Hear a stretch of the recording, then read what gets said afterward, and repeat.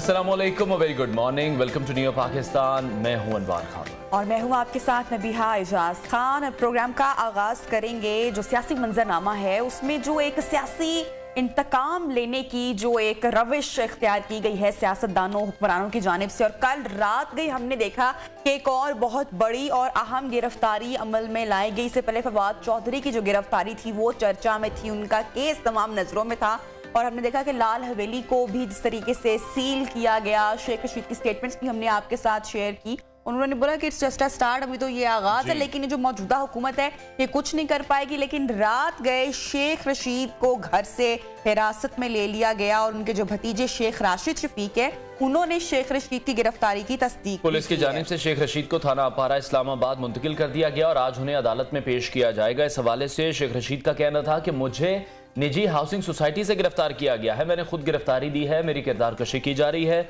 जिसकी मजम्मत करता हूं। उन्होंने कहा कि मेरे खिलाफ इंतकामी कार्रवाई की जा रही है। कल हमने देखा कि फवाद चौधरी जिस तरह से वापस रवाना हुए अपने घर को, तो एक और गिरफ्तारी अमल में आई है। पहले फवाद चौधरी की गिरफ्तारी हुई है, उसके बाद शेख रशीद की हवेली को सील किया गया।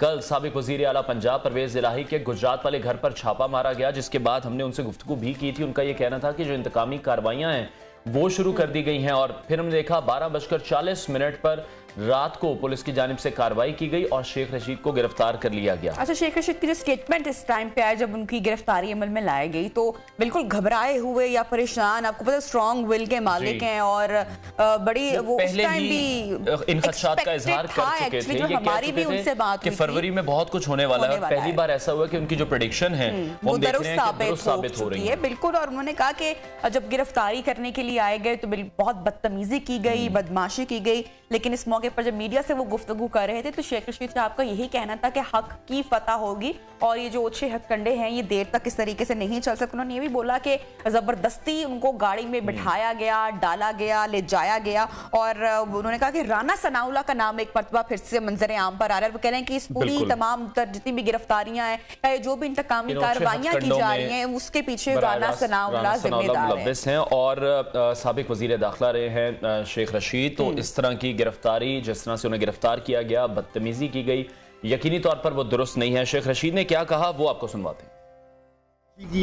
ये मसला थे 100-200 लोग दाखिल हुए और मेरे मुलाजमों को मारा है, मेरे घर की तलाशी ली है, दाखिल हुए सीढ़ियाँ लगा के, इन्होंने दरवाजे तोड़े, बदतमीजी की है और तमाम मुलाजमीन को मारा है और जबरदस्ती मुझे डाला है इन्होंने गाड़ी में। मियाँ ताहिर साहब ने मेरी जमानत ली, बिल्कुल सर, और उन्होंने कहा 6 तारीख को IG पेश हो। और ये SHO जो है ये नवाज लीग का टाउट है बड़ैच, ये सारा नवाज लीग का टाउट है और ये नवाज लीग ने इसको लगाया यहाँ। राना जो है सनाउल्लाह ये सारे काम करा रहा है, सारे घर के दरवाजे तोड़े हैं, खिड़कियाँ तोड़ी हैं और इन्होंने बेतहाशा मारा मुलाजमों को और ये उठा के लाए हैं। ये थाना जुल्म का निशान है। गिरफ्तारी के मौके पर शेख रशीद ने मीडिया से गुफ्तगू की। जो आपने मुलाहिजा की, उनका यह कहना था कि नवाज लीग की जानिब से थाना अपारा के जो SHO हैं उनको इसी मकसद के लिए लगाया गया था, उनकी गिरफ्तारी के लिए। उन्होंने कहा बदतमीजी की गई, बदमाशी की गई, 100 से ज्यादा लोग आए हैं, उन्होंने दरवाजे तोड़े हैं, मुलाजमीन को मारा है, मेरे साथ बदतमीजी की है, धक्कम पेल वहां पर हुई है।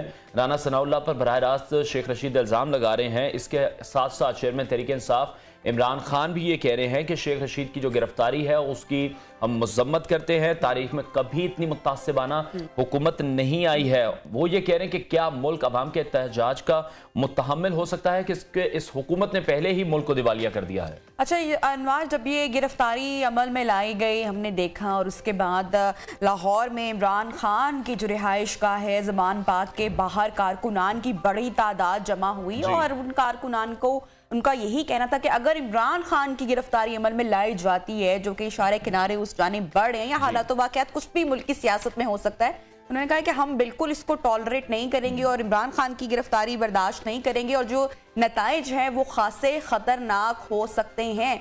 और जो उनके फॉलोअर्स हैं, जो PTI के कारकुनान हैं, वो इस पे इश्तियार अंगेजी भी इख्तियार एहतजाजी सियासत जो है वो शुरू हो जाएगी। साबिक वज़ीर आला पंजाब भी इस हवाले से ये कह रहे हैं कि पता नहीं ये जो निगरान हुकूमत है किस एजेंडे पर आई है, क्योंकि जब हमने कल परवेज इलाही साहब से बात की तो उनका ये कहना था कि मोहसिन नकवी साहब को कुछ समझ नहीं आ रहा उन्होंने क्या करना है। अगर वो गिरफ्तारियां कर रहे हैं कि इनका भी वक्त आएगा, इनकी जब गिरफ्तारी होगी तब इन्हें पता लगेगा। ट्वीट में वो लिख रहे हैं कि हुकूमत और उनके हवारी ऐसे हथकंडों से बाज रहे, निगरान हुकूमत अमन अमान को कंट्रोल नहीं कर सकती तो फिर बेहतर है कि वो घर चली जाए। साथ साथ एक और भी गिरफ्तारी अमल में लाई गई है जहां पर फवाद चौधरी को रिलीफ मिला है। शेख रशीद की गिरफ्तारी अमल में लाई गई और ये जो सीनियर एंकर पर्सन है सोशल मीडिया पर भी बहुत वोकल हैं, बहुत सारे उनके वीलॉग्स जो हैं वो पीटीआई के हक में, और इमरान खान साहब को वो जिस तरीके से वो फॉलो ऑब्वियसली वो करते हैं, उनकी भी गिरफ्तारी कल रात देर गए। हमने देखा कि शेख रशीद की गिरफ्तारी के आगे पीछे अमल में लाई गई, तो इसकी भी बहुत ज्यादा चर्चा हो रही है। ये इतलात अभी तक सामने आ रही हैं। बहरहाल हमने आपके साथ ही शेयर किया। प्रोग्राम को आगे बढ़ाते हैं और नजर डालते हैं on top stories. Maryam Nawaz की घनगरज, इमरान का तगड़ा जवाब। महंगाई का तारीखी वार, बिजली भी मजीद महंगी होने के लिए तैयार। मिफ्ताह के बाद शाहिद हकान अब्बासी भी बागियों की फहरिस्त में शामिल। सेठी आर्थर पर मेहरबान, आकिब आफरीदी मिसबाह परेशान। PSL मेला सजने को तैयार। और कमर दर्द से परेशान होने की जरूरत नहीं, ये सब आज के प्रोग्राम का हिस्सा होंगे।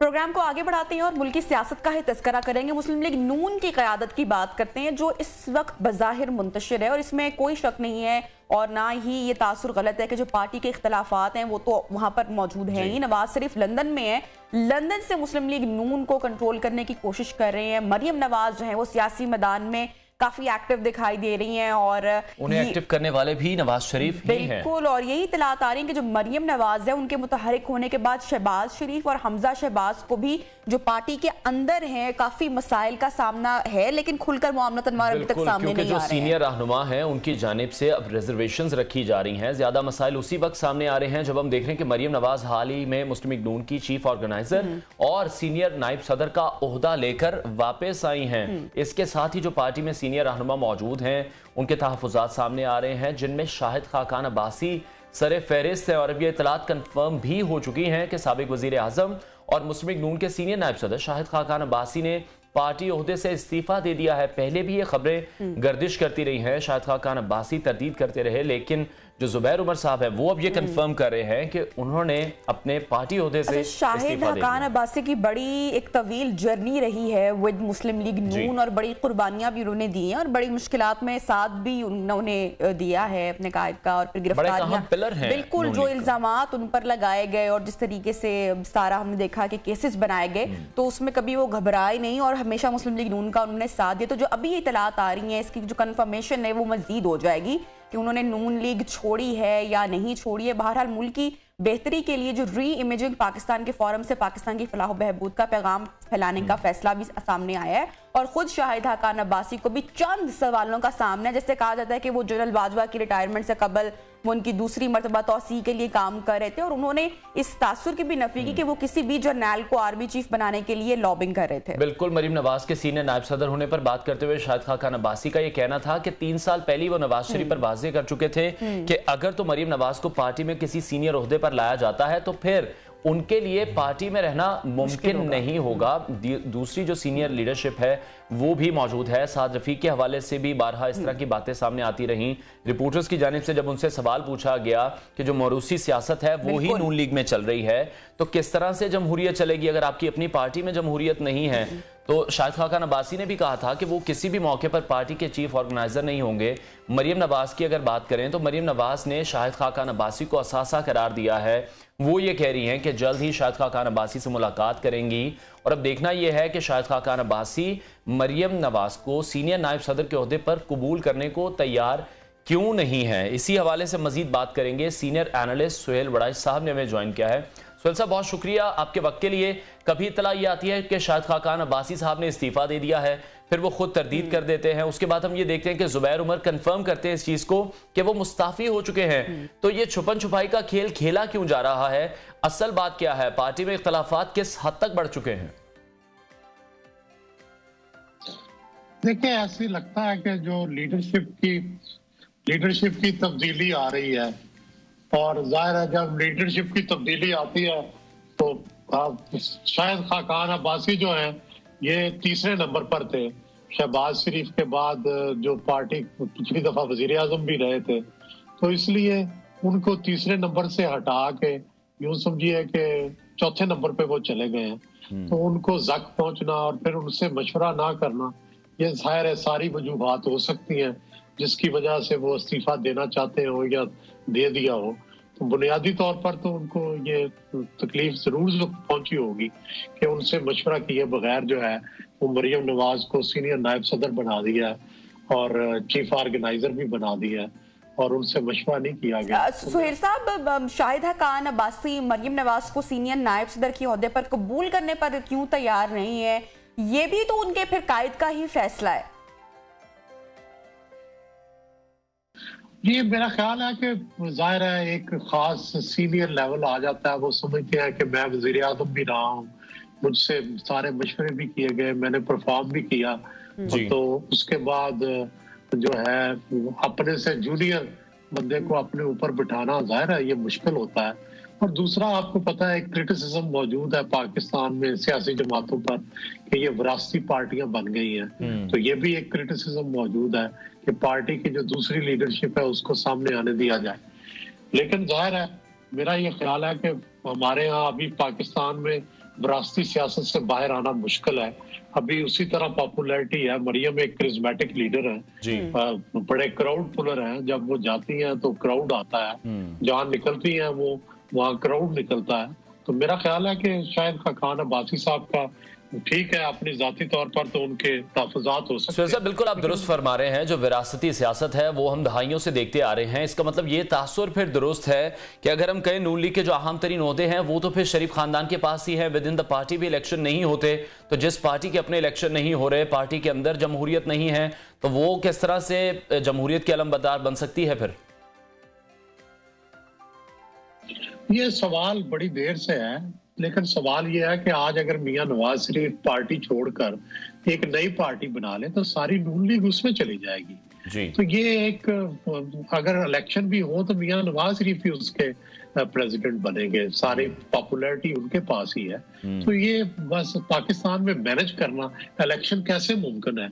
मेरा ख्याल है कि बहुत मुश्किल है कि नून के अंदर इलेक्शन हो, कई धड़े बन जाएंगे, ग्रुप बन जाएंगे। इसके लिए तो या इंग्लैंड या किसी तरह का और जो दुनिया में निजाम है कि रियासत जो है ये भी उतना ही बड़ा इलेक्शन होता है जितना जनरल इलेक्शन है। अगर पार्टियों का इलेक्शन हो तो उसके लिए स्टेट को हेल्प करनी चाहिए। अगर स्टेट हेल्प नहीं करती तो पार्टियां खुद अपने इलेक्शन करवा नहीं सकती। आपने देखा पीटीआई ने करवाने की ठीक। सुहेल साहब, री इमेजिंग पाकिस्तान का फोरम कल को नई पार्टी की बुनियाद तो बन सकता है, क्योंकि इसमें सारे वो लोग शामिल हैं जो आजकल बज़ाहिर बागी महसूस हो रहे हैं। मुस्तफा नवाज, मिफ्ताह बलोचिस्तान से कुछ लोग, और अब तो लग रहा है कि मुजाहिद हुसैन और रजा रबानी भी जल्दी इसमें शामिल हो सकते हैं। आप क्या कहेंगे?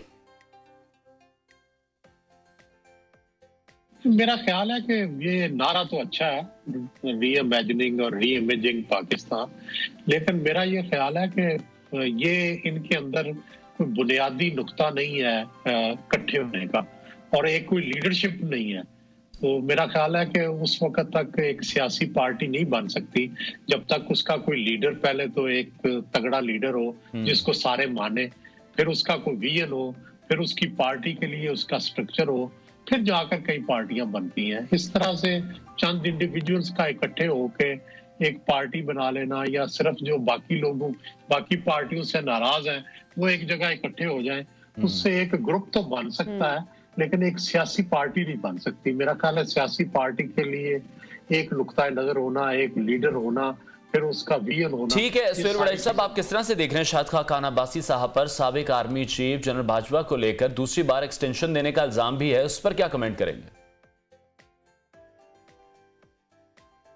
मेरे पास कोई इसकी इत्तला नहीं है कि वो क्या इसके हामी थे, नहीं थे, या वो मनसूबा लेके गए थे या नहीं लेके गए थे, लेकिन जाहिर है उनके अच्छे तल्लुकात थे फौज से और आर्मी चीफ के साथ उनकी अच्छे मरासम थे, ये मुझे इल्म है इस हद तक।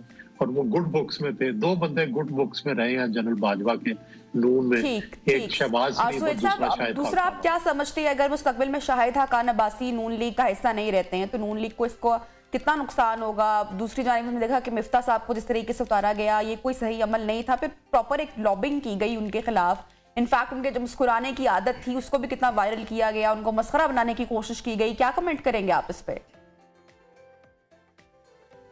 मेरा ख्याल है जिस तरीके से अनसेरेमोनियल तरीके से हटाया गया, लेकिन उनसे चल नहीं रहा था। मेरा ख्याल है कि उनको हटाने की रीजन जो थी वो ठीक थी कि उस वक्त कोई मईशत बड़ी संभल नहीं गई थी। ये ठीक है कि डार साहब से भी नहीं संभली, लेकिन मुफ्ता साहब के जमाने में ज्यादा ही जो थी परेशानी थी कि, और दूसरा बहरहाल डार साहब उनसे तजर्बाकार हैं, एक्सपीरियंस्ड हैं, इससे पहले भी चला चुके हैं। तो मेरा ख्याल है कि ये जो ठीक है सुहेल बड़ाई साहब, शाम को अगर हम देखें तो खान साहब की जब तकरीरें सुनते हैं तो ऐसा लगता है कि सिर्फ एक ही लीडर मौजूद है, लेकिन अगर हम पेशावर की सूरत हाल देखें तो 10 साल में पेशावर को एक सेफ सिटी प्रोजेक्ट भी नहीं दे सके वो। जी बिल्कुल सही कह रहे हैं आप। मेरा ख्याल है कि उस तरह से पेशावर को महफूज नहीं बनाया गया जैसे बनाना चाहिए था। हालांकि पैसे भी रिलीज किए गए नेशनल एक्शन प्लान में और बहुत सारी चीजें की गई। पेशावर की गवर्नेंस जो है वो अच्छी नहीं थी। केपी के गवर्नमेंट जो है उसने कोई मुनासिब इंतजाम नहीं किए। अब चुनाचे आप देखते हैं कि हर रोज वहाँ पे मुसल्लह कार्रवाइयां हो रही हैं, दहशतगर्दी की आखिरी कमेंट आपसे लेना चाहूंगी कि जब दोहा मुआहिदा हुआ तो पाकिस्तान ने अपनी हिफाजत और खित्ते को महफूज करने के लिए शराइत नहीं पेश की, जो अमेरिका ने कहा वो मान लिया और आज TTP भी मुतहर्रिक है। मेरा ख्याल है कि कोई हमने उस वक्त ये नहीं सोचा कि हमारे साथ ये होगा।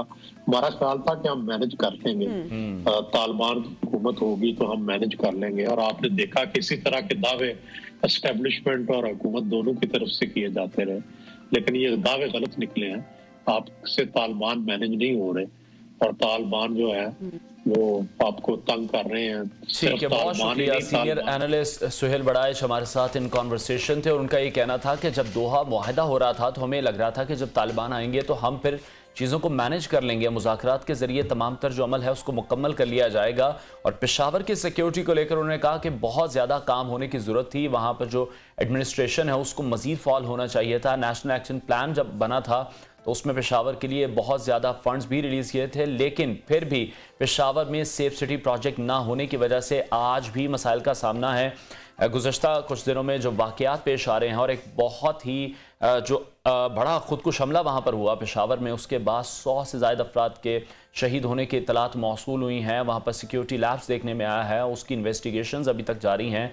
तो उस हवाले से पेशावर को सिक्योर करना भी बहुत ज़्यादा ज़रूरी समझा जा रहा है। और पार्टी की अगर बात करें मुस्लिम लीग नवाज़ की, तो उस पर सुहेल बड़ाइश साहब का यही कहना था कि जो पार्टी के अंदर इख्तलाफात हैं वो यकीनी तौर पर मौजूद हैं। जब भी कोई नया ओहदा किसी को दिया जाता है तो उसके बाद जो इख्तलाफात हैं उसका सिलसिला शुरू हो जाता है। शाहिद खाकान अब्बासी के हवाले से उन्होंने ये कहा है कि शाहिद खाकान अब्बासी जो हैं वो पार्टी का एक बहुत अहम हिस्सा है, लेकिन अभी उनको साइडलाइन किया गया, उनसे मशवरा नहीं किया गया जब मरियम नवाज़ को सीनियर नायब सदर का ओहदा दिया गया। पाकिस्तान तहरीक इंसाफ की रहनुमा आलिया हमजा ने में ज्वाइन किया है, उनसे गुफ्तगू करेंगे शेख रशीद की गिरफ्तारी से मुतालिक। आलिया साहिबा, बहुत शुक्रिया आपके वक्त के लिए। किस तरह से देख रही हैं? पहले हमने देखा फवाद चौधरी को अरेस्ट किया गया, उसके बाद लाल हवेली को सील किया गया, साबिक वजीर आला पंजाब के घर पर छापा मारा गया गुजरात में, और अभी 12:40 पर शेख रशीद साहब को भी गिरफ्तार कर लिया गया है। इन तमाम तर कार्रवाइयों को किस तरह से देख रहे हैं? जब से निगरान सेटअप आया है, PTI ने अपने तहफुजात जरूर रखे थे कि जो मोहसिन नकवी साहब हैं बदतरीन दुश्मन है पाकिस्तान तहरीक इंसाफ के, तो आप ये देख रही हैं कि अब वो जो PTI का स्टांस था वो सही साबित हो रहा है। जी बिस्मिल्लाहिर्रहमानिर्रहीम। सबसे पहले तो मैं कहूंगी कि पेशावर वाक़े के 2 मतलूब दहशतगर्द जो है ना वो रात को सिक्योरिटी एजेंसियों ने बड़ी कामयाबी के साथ पकड़ लिए हैं, जिनमें से एक था जिसका नाम शेख रशीद था और दूसरे इमरान रियाज खान है।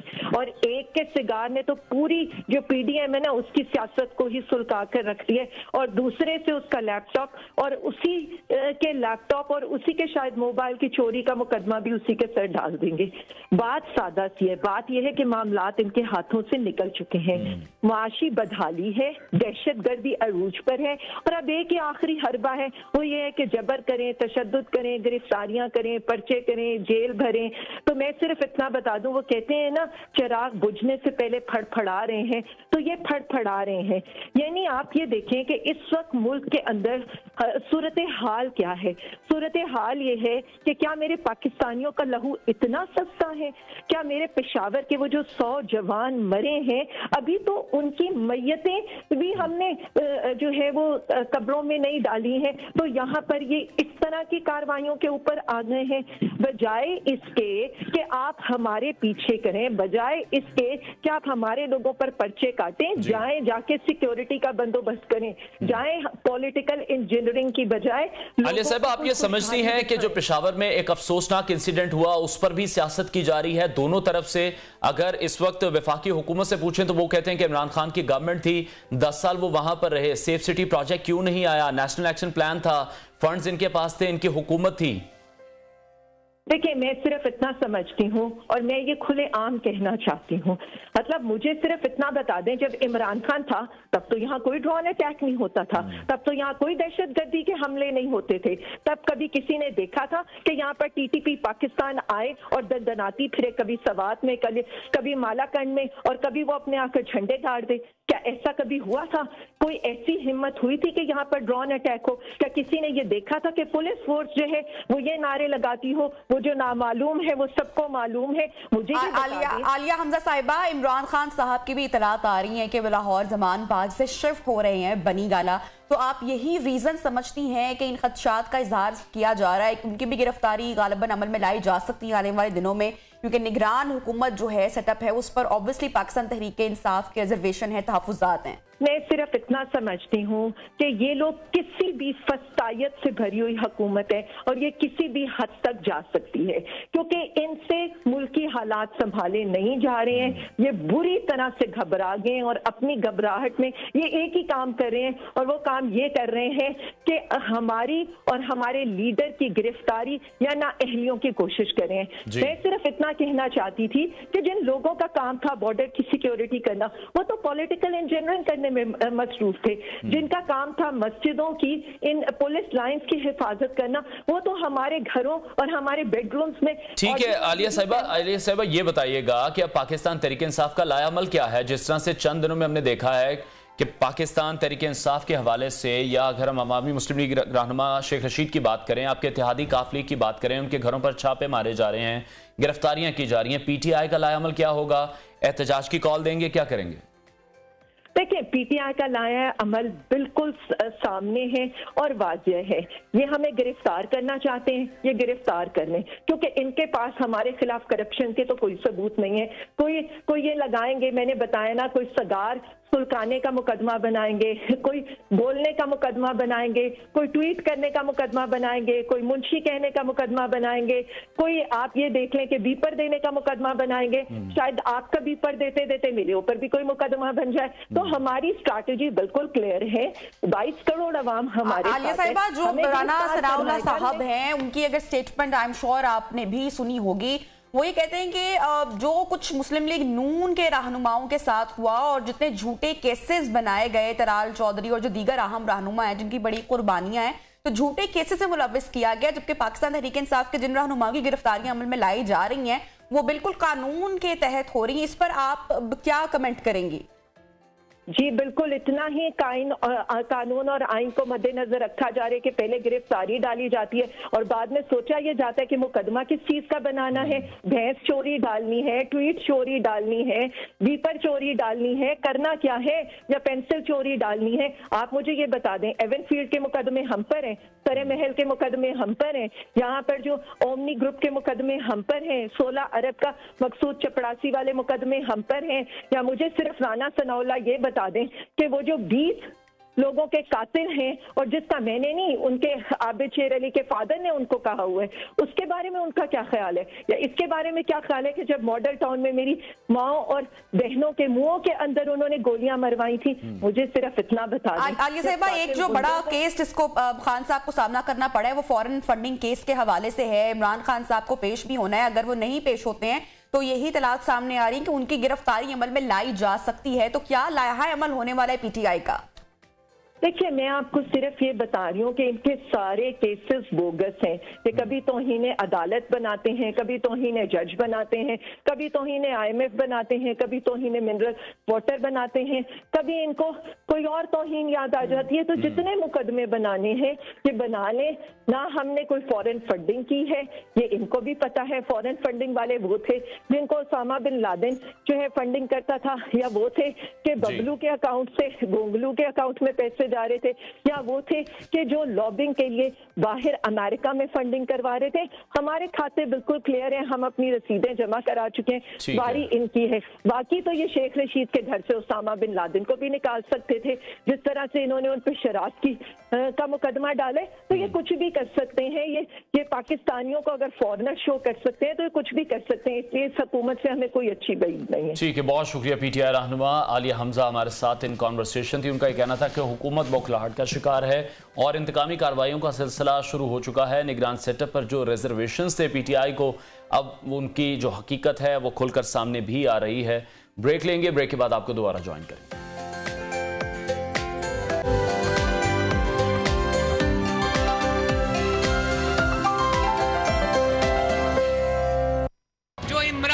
उसके सहूलतकार थे जिनको मैं कहती हूँ 5 का टोला, उनके नाम भी लेंगे, सब आपके सामने आएगा। चाहे वो खोसा हो या वो डैम वाला बाबा हो या वो इमरान हो या इमरान की 2 बेसाखियां हो, अल्लाह ताला के फजलो करम से आज सब अपने अंजाम को। सवाल अभी ये पूछा जाए, गवर्नर के भी खत लिख देता है कि जी इलेक्शन को डिले किया जाए, मुल्क सूबे का सूरत हाल ठीक नहीं। जो लोग ये अब समझ रहे हैं कि ये जो दहशतगर्दी बढ़ाई जा रही है और जो पहले से भी ये पीटीआई की गवर्नमेंट के खिलाफ है और ये इलेक्शंस को मुतासर कर रही है और ये इलेक्शंस डिले करने के लिए, तो गवर्नर ने तो खत से यही उसी तरफ लोगों को जिसका नहीं भी सोचता वो उधर चली गई है। मैं उसका तो जवाब दे सकता हूं जब हम इक्तदार में, जब हम इक्तदार में नहीं है ये कहना कि क्योंकि उस दिन दौर में इन्होंने ये किया तो आज ये हो गया। सवाल ये है कि हमारे दौर में क्यों नहीं हुआ? हम उसके जिम्मेदार हैं जो हमारे दौर में हुआ है। मुझे इनका पता था कि ये नाहल और करप्ट लोग,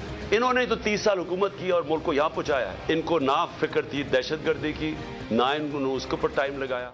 सो ये स्टेटमेंट आपने देखी कल, पहले मरियम नवाज शरीफ साहिबा जो कि एक तवील क़याम के बाद वापस पहुंची हैं और पार्टी की भी एक अहम जिम्मेदारी उन पर सौंपी गई है। बहावलपुर वर्कर्स कन्वेंशन से उन्होंने एक तवील खिताब की और बड़ा जोश खिताबत में हमने देखा कि उन्होंने खान साहब को, पाकिस्तान तहरीक इंसाफ की क़यादत को खूब आड़े हाथों लिया और उसके बाद इमरान खान साहब भी आए। ऐसा लग रहा है कि नवाज में सियासत नहीं हो रही है, सियासी खेल रचा जाया जा रहा है और इतना बड़ा सानहा हुआ है मुल्क में, लेकिन ऐसा लग रहा है कि उस पर भी सियासत की जा रही है इस पर। क्योंकि अभी वफाकी हुकूमत तो ये इल्जाम आयद कर रही है कि जो सिक्योरिटी लैब्स है वो पाकिस्तान तहरीक इंसाफ के दौर से ही शुरू हो चुका है। तहरीक तालिबान पाकिस्तान से जो मुज़ाकरात का अमल है वो पीटीआई ने शुरू किया था, वफाक को इससे लाइम रखा गया था और उसमें वफाक को शामिल नहीं किया गया था। कल अगर मरीम नवाज की बात करें, वो बहावलपुर पहुंची, वर्कर्स कन्वेंशन से उन्होंने खिताब किया और जो उन्हें नई जिम्मेदारियां दी गई हैं, तो ऐसा लग रहा है कि अब वो काफी हमें आने वाले दिनों में मजीद भी एक्टिव दिखाई देंगी। उन्होंने ये भी कहा कि वो किसी ओहदे की, बड़े किसी ओहदे की मोहताज नहीं है। ओहदा हो ना हो, वो पहले भी पार्टी में एक्टिव थी, पहले भी आवाम के लिए काम कर रही थी और अब वो और करेंगी। हमारे साथ इस वक्त मौजूद हैं पाकिस्तान तहरीक इंसाफ के सीनियर रहनुमा शाह महमूद कुरैशी साहब ने हमें ज्वाइन किया है। Sir, thank you so much for joining us. कल हमने मरियम नवाज शरीफ साहिबा का खिताब भी देखा, एक मरतबा फिर से इमरान खान साहब पर उन्होंने तनकीद की, फिर कल रात गए 2 अहम गिरफ्तारियां भी अमल में लाई गई। शेख रशीद साहब को गिरफ्तार किया गया, सहाफी एंकर पर्सन इमरान रियाज खान की गिरफ्तारी अमल में लाई गई। तो मामला किस डगर पर चल रहे हैं मुल्क में? देखिए, ये अफसोसनाक मोड़ है जब मुल्क को इस वक्त यकजहती की जरूरत है। जो अफसोसनाक वाकया हुआ पेशावर में, उस पर पूरी कौम जिसे कहते हैं अफसरदा है और मिल बैठकर उसका हल तलाश करने की जरूरत है। इन हालात में इस किस्म की गिरफ्तारियां, इस किस्म के पर्चे, इस किस्म की जो सियासत मैं देख रहा हूं, ये बहुत ही काबिले अफसोस भी है, काबिले मुजम्मत भी है और इससे हालात मजीद बिगड़ेंगे। मुझे अभी मालूम हुआ है कि शेख साहब को अलग सुबह अरेस्ट किया गया है। उसके दफात क्या है, पर्चा किस नौयत का है, ये तफसीलात अभी हमारे इल्म में नहीं है। जैसे जैसे वो इल्म में आएंगी और उनको मैजिस्ट्रेट के सामने या अदालत के सामने पेश किया जाएगा तो फिर हम एक बेहतर पोजीशन में होंगे कि इस पे कमेंट कर सकें। ठीक है शाह महमूद कुरैशी साहब, मरीम नवाज बार बार ये इल्जाम लगा रही हैं कि इमरान खान को मैनेज करके लाया गया। अब वो ये कह रही है उनके सहूलतकारों के नाम बताऊंगी, उनकी तस्वीरें दिखाऊंगी। आप क्या समझते हैं, बारहा ये इल्जाम अब क्यों लगाया जा रहा है? देखिए, उन्होंने कोई ना कोई बयानिया तो बनाना है, क्योंकि हुकूमत जो उन्होंने संभाली वो नाकाम हो चुकी है। पीडीएम की हुकूमत लोगों को डिलीवर करने में नाकाम हो चुकी है। जो वो लोग कहते थे वो उसके बरक्स लोगों ने हालात देखे हैं। वो देख रहे हैं कि जो उनका बयानिया था वो भी उसकी कलाई खुल गई। मुल्क से बाहर गए, बीमारी का कह के बाहर गए और 4 साल से वहाँ रिहाइश पजीर हैं। मरियम साहिबा बाहर तशरीफ ले गईं और इलाज के लिए, वो क्या इलाज था उसकी तफसीलात सामने नहीं आई, वापस तशरीफ ले आई हैं। आज उनकी अपनी जमात में बहुत से लोग उनके रोल पर, उनको जो नई जिम्मेदारी सौंपी गई है उस पर मोतरिज हैं। आपने देखा कि उनकी पार्टी के सीनियर वाइस प्रेसिडेंट और साबिक वजीर आजम शाहिद खाकान अब्बासी साहब ने अपना एहतजाज रिकॉर्ड करवाया और वो अपने ओहदे से मुस्तफी हो गए। आपने देखा कि उनसे पहले उन्हीं की जमात के एक सीनियर लीडर चौधरी निसार अली खान साहब के तहफ़्फ़ुज़ात इन मामलात वो पहले उसका इजहार कर चुके हैं। आपने देखा कि उनके अपने फर्स्ट कजन हमजा शहबाज शरीफ साहब, उनके भी अपने रिजर्वेशंस हैं।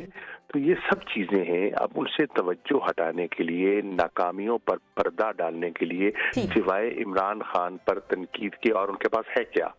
ठीक सर, हम जिस तरह से देख रहे हैं कि एक इंतकामी सियासत का जो एक रविश है वो पाकिस्तानी सियासत में हमें उसकी एक झलक दिखाई दे रही है। फवाद चौधरी की गिरफ्तारी, मौलाना शेख रशीद की गिरफ्तारी, इमरान रियाज को कल पकड़ा गया, उसके बाद परवेज इलाही के घर पर छापा मारा गया। आप समझते हैं कि जो आने वाले दिन हैं उसमें मजीद ये जो सिलसिला है ये सख्त हो सकता है, कड़ा हो सकता है? फॉरेन फंडिंग केस की भी हेयरिंग है नेक्स्ट वीक। इमरान खान साहब की गिरफ्तारी के हवाले से भी चर्चा है, बातचीत हो रही है। क्या पाकिस्तान तहरीक इंसाफ का लायहा अमल होगा अगर हुकूमत इस तरह की कोई गिरफ्तारी अमल में लाती है? देखिए, हुकूमत तो इस वक्त तुली हुई है कि जो भी वो हरबा इस्तेमाल कर सकते हैं वो करें और करके तहरीक इंसाफ को, तहरीक इंसाफ के कारकुनान को, तहरीक इंसाफ के कायदीन को दबाव में लाए, उनको लोगों से उनका ताल्लुक जो है या उनका राब्ता जो है उसे मुअत्तल करे। ठीक है ना, ये भी एक घबराहट की निशानी है। जब आप एक समझते हैं कि एक क़यादत को पजीराई मिल रही है तो आप उसका राब्ता, आप उनकी कम्युनिकेशन को काटने की, दबाने की कोशिश करते हैं। माजी में भी ऐसा होता रहा है, आज भी हो रहा है। जरूरत इस अमर की है कि पाकिस्तान को एक नए मोड़ मुड़ने की जरूरत है, चाहे हमारे सियासी अक़दार हैं या हमारी माशी जरूरियात हैं। हमें एक, जिसे कहते हैं ना, ये एक वाटरशेड मोमेंट है। हमें एक नई सिमत अख्तियार करनी होगी। अगर हम माजी की डगर पे रहे, मुल्क को नुकसान होगा, पाकिस्तान को नुकसान होगा, मईशत को नुकसान होगा, सियासत को नुकसान होगा, रियासत को नुकसान होगा। ठीक है शाह महमूद कुरैशी साहब, पेशावर में अफसोसनाक वाकया हुआ, जिस तरह से आपने भी अपनी गुफ्तगू के आगाज में कहा कि जब इस तरह के हालात हों तो यकजहती बहुत ज़्यादा ज़रूरी है। ऐसी गिरफ्तारियां नहीं होनी चाहिए, सियासी मामलात को पसे पर्दा रखना चाहिए। लेकिन अभी आप ये देख रहे हैं कि जो इस मामले पर भी सियासत की जा रही है और बुनियादी सवाल यही उठाया जा रहा है कि 10 साल तक हुकूमत रही है केपी में PTI की, लेकिन पेशावर को सेफ सिटी मंसूबा नहीं दिया गया। अर्ज ये है, एतराज उठाने को बहुत कुछ है। मत भूलिए कि खैबर पख्तूनख्वा की पुलिस ने दहशतगर्दी का बड़ी हिम्मत से मुकाबला किया। बिल्कुल बड़ी जानें दी। हमारी अफवाज ने भी वहाँ जबरदस्त काम किया और हमारी पुलिस ने भी वहाँ काबिल सताइश काम किया। देखिए, नुक्ताचीनी बहुत आसान है और अमली काम बहुत मुश्किल होता है। उन्होंने अमली तौर पर दहशतगर्दी का मुकाबला किया। अब ये बहुत से एलिमेंट्स हैं जो पाकिस्तान में इस वक्त हलचल मचाना चाहते हैं, वो हमें सियासी तौर पर अदम इस्तेकाम का शिकार करना चाहते हैं। हमें देखना होगा, हमें सोचना होगा। हम अपनी सियासत में इतने महव हो गए हैं कि हमें अपनी इमीडिएट जरूरियात जो है, सियासी जरूरियात ने हम पर इतनी गालिब आ गई हैं कि हमने पूरी जो लार्जर कैनवस पे जो तस्वीर है वो हम नहीं देख पा रहे। Very valid point. Shah Mahmood Qureshi साहब, पाकिस्तान तहरीक इंसाफ के सीनियर रहनुमा, हमारे साथ इन कॉन्वर्सेशन थे। और अनवार, बात जो उन्होंने अपने आखिरी पॉइंट्स दिए वो बिल्कुल बजा थे कि जो हमें अपनी तरजीहात हैं उसको दुरुस्त करना होगा। पाकिस्तान का जो मुआशी क्राइसिस है, मुआशी बहरान है, जो सियासी बहरान है और दहशतगर्दी का भी जो पाकिस्तान को सामना करना पड़ा है, ये क्राइसिस अगर टाइमली केटर ना किए गए तो हम बड़े मुश्किल में फंस सकते हैं। बहरहाल, प्रोग्राम में वक्त हुआ एक ब्रेक का। ब्रेक के बाद आपको ज्वाइन करते हैं, साथ रहिए।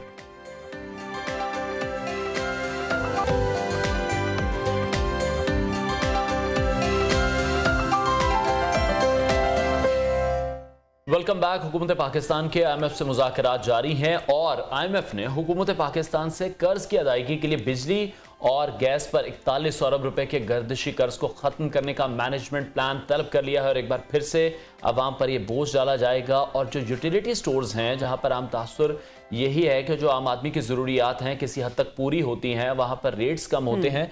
अब वहां पर भी चीजों के रेट्स बढ़ने जा रहे हैं। बेसिक चीजें हैं वो इतनी महंगी हो चुकी हैं कि कभी कभी हैरानी होती है कि किस तरह से जो आम इंसान है वो अपना गुजर बसर कर रहा है। टूथपेस्ट, बर्तन धोने वाले साबुन, नमक और ग्रोसरी की जो नॉर्मल अशियाएं वो आम आदमी की पहुंच से अब बाहर हो चुकी हैं। डॉक्टर शुमाइल, माहिर मुआशरात, हमारे साथ इस वक्त इन कॉन्वर्सेशन है, उनसे बात करते हैं। डॉक्टर साहब, थैंक यू सो मच, आपने टाइम निकाला प्रोग्राम के लिए। पाकिस्तान के पास अब सिर्फ 3.7 अरब डॉलर्स के जो रिजर्व हैं जो रह चुके हैं, सिर्फ 3 हफ्ते ही चल सकते हैं।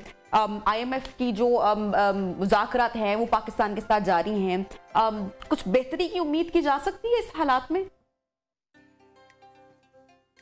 देखिए, इस वक्त तो सिचुएशन ये है कि ये मुज़ाकरात जो हैं ये इनकी अहमियत और भी ज़्यादा बढ़ गई है और उसकी वजह यह है कि जो दूसरे ममालिक से हमें कुछ बोरोइंग करने का मौका था वो फंड्स नहीं आए। तो इन हालात में जो कमिटमेंट्स हमने IMF फंड के साथ की हुई हैं वो इन टॉक्स के अंदर अभी भी यही बात चल रही है कि वो कमिटमेंट्स पूरी की जाएं और जो हमने अपने अहदाफ मिस किए हैं हुकूमत ने उनको पूरा करने की कोशिश है, जिसका आपने भी जिक्र किया।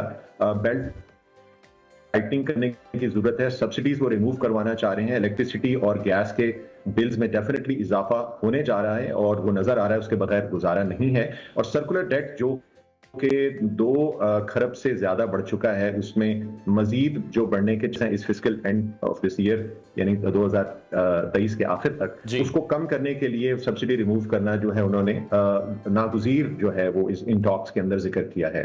तो डॉक्टर साहब, इन फ्यूचर फिर आप क्या देख रहे हैं? ऑलरेडी जो महंगाई है वो अपनी पीक पर है, 47 साल बाद महंगाई उसी पीक पर वापस आई है, तो आने वाले जो दिन हैं मजीद टफ होंगे। और आप ये देख रहे हैं कि यही कहा जा रहा था कि जो 6 माह है वो मुश्किल है, उसके बाद कुछ रिलीफ आएगा, तो 6 माह बाद अवाम ये उम्मीद रखें कि रिलीफ वापस मिलना शुरू होगा या हालात फिर अब ऐसे ही रहेंगे?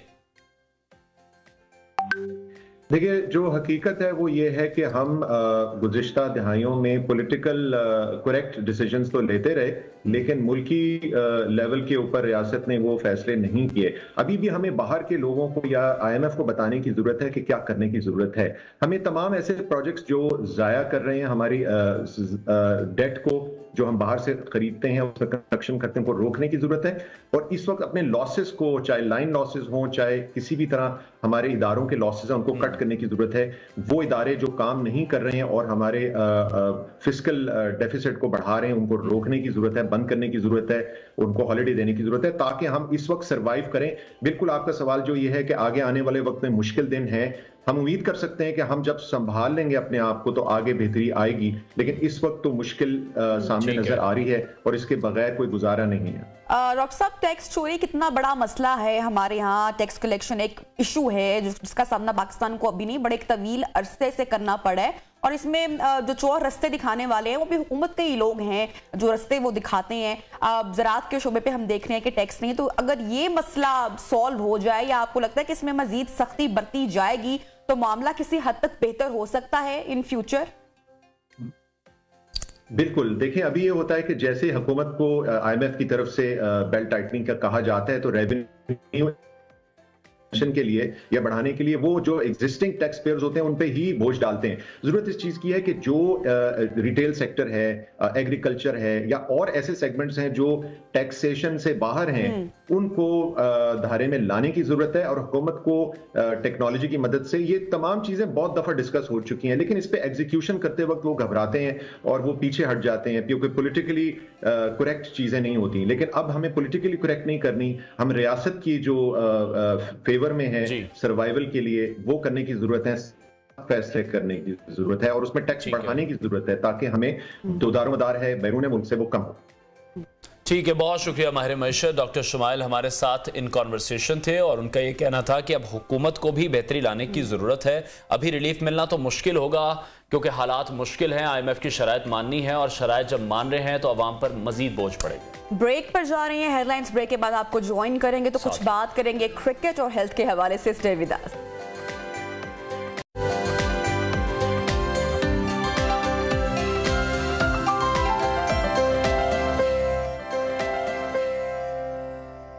Welcome back and good morning once again in new Pakistan with Anwar and Nabiha. तो प्रोग्राम के इस सेगमेंट में अब हम बात करेंगे आपकी हेल्थ के हवाले से और खासकर एक जिस्म के ऐसे हिस्से में दर्द जो कि मर्द और खवातीन दोनों में बहुत ज्यादा कॉमन है और अगर ये बढ़ जाए, अनवार कमर दर्द की मैं बात कर रही हूँ, तो कोई भी काम करना बहुत मुश्किल हो जाता है। और आम तरीन जिस्मानी अमराज में से एक है कमर दर्द और अक्सर खवातीन को ये पेन लाइफ टाइम रहती है, स्पेशली चाइल्ड बर्थ के बाद। तो दुनिया के हर 5 में से 4 अफराद को जिंदगी में किसी भी वक्त इसका सामना करना पड़ सकता है। और कभी कभी अनवार हमारी अपनी गलतियों की वजह से, हमारा बैड लाइफस्टाइल या बैड सिटिंग पोस्चर या जिम में कोई इस तरह की आजकल चूंकि बहुत कॉमन है, लोग फिटनेस का भी बड़ा ख्याल रखते हैं, तो उस वजह से भी इंजरीज अक्सर हो जाती हैं। बिल्कुल, और इस बात के 84% इम्कानात हैं कि आप जिंदगी में किसी ना किसी मरहले पर कमर के दर्द का शिकार हो जाएं। कमर का दर्द उमूमन रीढ़ की हड्डी, उसके पट्ठों और रगों के तनाव या खिंचाव की वजह से होता है। तिब्बी माहिरीन ये बताते हैं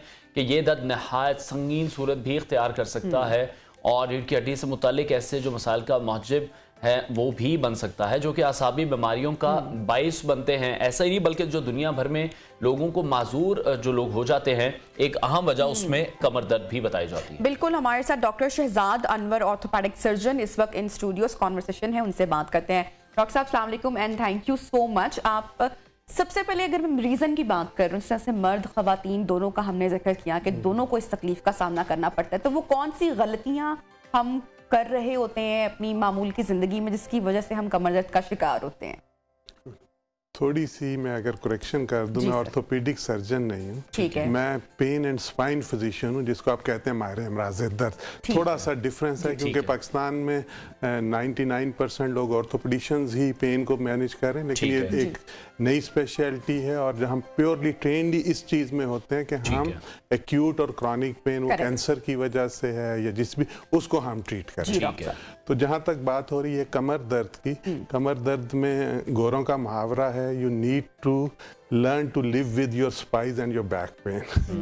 के जी जैसे आपको स्पाउस के साथ रहना सीखना पड़ता है। Sir I completely agree, right, तो I talked of spouse not the wife. तो इट्स बोथ वे। तो इसी तरह बैक के जैसे आपने कहा कि 84% इसका इंसिडेंस है और अगर हम 40 इयर्स के बात करें तो इसका इंसिडेंस इससे भी ज़्यादा है, ठीक है। जो इसकी वजूहात या जो वजह हो सकती है उसमें सबसे ज़्यादा तो जो हमारा मॉडर्न, जिसको हम सेडेंट्री लाइफस्टाइल कहते हैं, जिसमें फिजिकल एक्टिविटी नहीं है, 90% मॉडर्न डे जो जॉब्स हैं हमारी वो सिटिंग बेस्ड हैं। हम फिजिशियंस हैं, आप एंकर्स हैं, जितना काम है वो सारे का सारा डेस्क वर्क है। तो उसमें अभी हम जैसे बैठे हुए हैं तो हमारे सारे का सारा जो वेट है वो लोअर बैक पे आके लॉक हो रहा है, ठीक है। और जब हम चलते हैं या खड़े होते हैं तो वही वेट जो है वो नीचे चला जाता है। तो इस बैठने की वजह से दूसरा जो हमारे मसल्स हैं वो सपोर्ट करते हैं हमारे स्पाइन को, और अल्लाह ने हमें सीधा खड़ा तो कर दिया, वो जो 4 पाँव वाले जानवर हैं, लेकिन उसकी बहुत बड़ी कीमत हमारी बॉडी पे करती है ये बैक पेन और नेक पेन की शक्ल में, क्योंकि हमें इरेक्ट या सीधा खड़े होने के लिए जो मसल्स हैं उनको बहुत ज़्यादा टोन और उसकी ज़रूरत है। जब हम मुसलसल बैठे रहते हैं और बहुत ज़्यादा फिजिकल एक्टिविटी नहीं है और ऊपर से फिर थोड़ा वेट गेन कर लिया, खासकर ख्वातीन में प्रेगनेंसीज हुई, उसमें लिगामेंट्स और वो जब लैक्स या वीक हो जाते हैं तो आपके जो मसल्स हैं वो उनको कंपनसेट करने के लिए खिंचाव में जाते हैं। जब वो खिंचाव में जाते हैं तो इनिशियली ये होता है कि थोड़ा झुकने में दर्द हुआ या आप थोड़ा बैठे, तो अल्टीमेटली क्या होता है कि जी वो अगर प्रॉपरली ट्रीट हो जाए, जो कि ऑब्वियसली अगर मदर है या वर्किंग है तो कतन आपको इतना मौका ही नहीं मिलता कि आप उसको प्रॉपरली रेस्ट दें या इस तरह करें। तो वो क्या है कि अल्टीमेटली मसल वीकनेस वो चीज़ें स्टार्ट आती हैं। फिर उसके बाद लेटर स्टेज में जो आपकी डीजनरेटिव है या आपकी वो जो घिसना शुरू हो जाते हैं, मोरें की चूंचें निकल आती हैं, जो उनके बीच में अल्लाह ने डिस्क रखी हुई है कुशन के तौर पे, वो खुश्क होना शुरू हो जाती है। तो एक ये पूरी जो है वो एक कास्केड या एक वो चेन रिएक्शन है। तो डॉक्टर साहब, जो मोटे अफराद हैं उनमें रेशो फिर ज्यादा है, जो उनका वजन उन्होंने पुट ऑन कर लिया हुआ है वो ऑब्वियसली उनके नीज के लिए, कमर के लिए ज्यादा खतरनाक है। डेफिनेटली, सिर्फ कमर नी दर्द के लिए नहीं, ओबेसिटी की वजह से आपकी जो सर्टन फॉर्म्स ऑफ कैंसर हैं उनका इंसिडेंस भी ज्यादा होता है, क्योंकि फैट जो है वो सिर्फ एक्सेस आपकी एनर्जी नहीं है, जो उसमें फिर बॉडी टॉक्सिन्स, इम्यून कॉम्प्लेक्सेस, वो सारा कुछ एब्जॉर्ब करती है और उसको एक्यूमुलेट करती है, जिससे और बहुत सारी जो खौफनाक बीमारियां हैं वो भी हो सकती हैं। ठीक है। तो डॉक्टर साहब, ख़वातीन फैशन पे तो किसी तरह का कॉम्प्रोमाइज़ नहीं करती हैं, अच्छी बात भी है, खूबसूरत दिखना भी चाहिए, लेकिन ऐसे में जब बहुत ज़्यादा हील्स का इस्तेमाल किया जाता है, स्लाउच पोजीशन आ जाती है, तो उसकी वजह से भी बैक पेन का सामना करना पड़ता है ख़वातीन को। तो अब कितने आवर्स के लिए, कितनी देर के लिए रिकमेंडेड हैं हील्स, और अब तो बहुत तरह की ऑप्शंस भी आ चुकी हैं। जहाँ तक हील का ताल्लुक है, सिर्फ ऊंची हील ही नहीं, जो बिल्कुल फ्लैट शूज हैं उनका भी उतना ही नुकसान है जितना 2 इंच से ज़्यादा बड़ी हील का या ज़्यादा बड़ी हील का है। क्योंकि जब हम आपसे कि जी 3-4 इंच की या इससे भी बड़ी हील जब आप पहनते हैं तो आपका जो आर्च है वो इस तरह से पाँव आता है, अगर कैमरा मुझे दिखा सके तो उसकी वजह से 2 चीज़ें हैं कि जो आपका नॉर्मल फ्लैट के उस पर वेट आना चाहिए वो नहीं, वो फिर नी की मीडियल साइड पे जो वेट लेता है 90%, और उसी तरह कमर के निचले हिस्से में आता है, और प्लस ये जो टांग के पिछले मसल्स हैं, हैमस्ट्रिंग्स, उनमें मुसलसल वो अकड़ाव में रहता है। तो अगर वो 1 से 2 घंटे तक की हद तक तो बॉडी उसको अडॉप्ट करती है, लेकिन उससे ज़्यादा प्रोलॉन्ग चलता है तो उससे अगेन वही जो हमने पहले कहा कि मसल्स का खिंचाव, फिर अल्टीमेटली जॉइंट्स पे और वो चीज़ें बढ़ जाती हैं। इसी तरह जो बिल्कुल फ्लैट शूज़ ख्वातीन या हमारी बेटियाँ पहनती हैं, तो उसमें ये होता है कि जब आप चलते हैं तो उससे सीधा एड़ी पे वो जब थोड़ा लोड ज़्यादा आता है, उससे अगेन नीज पे और लोअर बैक पे भी इफेक्ट आएगा। तो बिल्कुल एक तो ऊंची हील वो भी पहनना मुज़रे सेहत है, उसके साथ साथ जो बिल्कुल फ्लैट शूज हैं उसको भी नहीं पहनना चाहिए। तो एवरेज जो है, जैसे जो है कि जैसे सॉफ्ट शूज़ हैं पीछे से 1 से 1.5 इंच, देखें आपने जब किसी एक्टिविटी या किसी फंक्शन पे, किसी वेडिंग पे जाना है, उस वक्त तो 1 से 2 घंटे के लिए ठीक है, लेकिन रूटीन में हमारे यहाँ क्या कहते हैं कि हम समझते हैं जो फ्लैट शूज़ हैं वो कंफर्टेबल हैं। नहीं, वो कंफर्टेबल नहीं है। जैसे स्केचर या हश पपीज़ के शूज़ होते हैं कि जी पीछे से, और एक और चीज़ जो बिल्कुल लूज शूज़ होते हैं, जब आप चलते हैं तो वो स्लिप करते हैं। जब आप स्लिप करेंगे तो पाँव के नीचे जो फेशिया है उसकी इन्फ्लेमेशन होती है, और अक्सर देखते हैं कि जी एड़ियों में सुबह उठ के आप चलते हैं तो एड़ियों में दर्द आता है, प्लांटर फेशियाइटिस। तो जूते वो पहने जो बिल्कुल लूज ना हो, एक या तो वो जो अंगूठे में जैसे कैंची चप्पल होती थी वो स्टिक कर जाती थी, या स्ट्रैप वाले शूज जो हैं जो बिल्कुल फ्लैट नहीं हो। तो इससे जो है हम बहुत सारी, जैसे प्लांटर फेशियाइटिस है, हील का पेन है, काफ पेन है, अल्टीमेटली नी का पेन है, इन चीज़ों से हम बच जाते हैं अगर सिर्फ हम मुनासिब जूते पहने। ठीक है डॉक्टर साहब, ये तो रीजंस हो गई। अब इनको हल कैसे किया जाए, सोल्यूशन क्या है, किस तरह से पता लगे कि बैक का जो दर्द है किस नौयत का है, हम अनफॉर्चुनेटली डॉक्टर्स को अवॉइड करना चाहते हैं, हम नहीं अपना चेकअप टाइमली करवाते, तो मसला बढ़ता जाता है। तो किस तरह से उसको देखा जाए कि अभी हम जो किस स्टेज पर खड़े हैं, क्योंकि फिर देसी इलाज की तरफ हम बहुत ज़्यादा जाते हैं, अपने देसी टोटके करते रहते हैं, कुछ क्रीम्स लगा ली, कोई मेडिसिन खा ली। देखिए, हमारी सोसाइटी का सबसे बड़ा एक पहलू ये है कि अगर मुझे सपोज कमर में दर्द हुआ तो मेरे वो दूर के रिश्तेदार कहेंगे कि जी मेरी फलां को दर्द हुआ था तो डॉक्टर साहब ने ये दवाई लिख के दी थी, वो ठीक हो गई थी। एक्चुअली हर एज ग्रुप में जो आपकी बैक पेन है या कोई भी पेन है उसकी वजह डिफरेंट है। अगर हम आप यंग लोगों की बात करें तो आपको सिटिंग या मसल स्पैज्म या कोई स्ट्रेन हो सकता है। मेरी तरह के मिडिल एज लोग जो हैं इसमें मसल स्पैज्म और वो भी इन्वॉल्व है, लेकिन उसके साथ जो अर्ली डीजेनरेटिव चेंजेस हैं आपके जॉइंट्स में, स्पाइन में, वो भी हैं। और अगर हम और एडवांस एज में जाएं 60-70 के अराउंड, तो वहाँ पे मसल या डिस्क इतनी बड़ी वजह नहीं होगी, वहाँ पे जो आपके मोरों का बढ़ना, चोंचे निकलना, जॉइंट्स का ख़त्म होना, वो सारी चीज़ें आती हैं। तो जो इम्पॉर्टेंट चीज़ है इससे बचने के लिए, वो एक तो ये है कि एक बैलेंस्ड और हेल्दी लाइफस्टाइल। मैं एक ऐसी टिप देना चाहूँगा जो मेरी नहीं है, जो एज ए मुसलमान हमें 1500 साल से पता है कि अगर हम नमाज के दौरान जो रकू है, ट्रस्ट मी, कि टांगे सीधी रख के और कमर को सीधी रख के हम ये इसको स्ट्रेच करें, तो trust me this is the only exercise, मैं ऑन रिकॉर्ड कह रहा हूँ। सब ये योगा में इसको चाइल्ड पोज भी आई गेस कहा जाता है, वो स्ट्रेचिंग के लिए यूज किया जाता है, जो आप पोजीशन नमाज की बता रहे हैं रुकू में करने की। तो सिर्फ ये मसल्स की स्ट्रेचिंग नहीं है, जब हम रुकू में अप्रोप्रिएटली जाते हैं और वहाँ पे अगर हम 60 से 90 सेकंड सस्टेन करें, उसको होल्ड करें उस पोस्चर को, तो उससे this is the only exercise कि जिससे आपके वो टिश्यूज जहाँ ब्लड फ्लो बहुत कम है, लाइक डिस्क है, मोरों के जॉइंट्स हैं, वहाँ पे कई गुना ब्लड फ्लो बढ़ता है। तो ना सिर्फ ये कि वो जो खिंचाव या स्ट्रेन है वो कम होता है, बल्कि आपका जो एजिंग का प्रोसेस है स्पाइन का, वो भी कम होता है। अच्छा डॉक्टर साहब, जैसा कि हमने मुख्तलिफ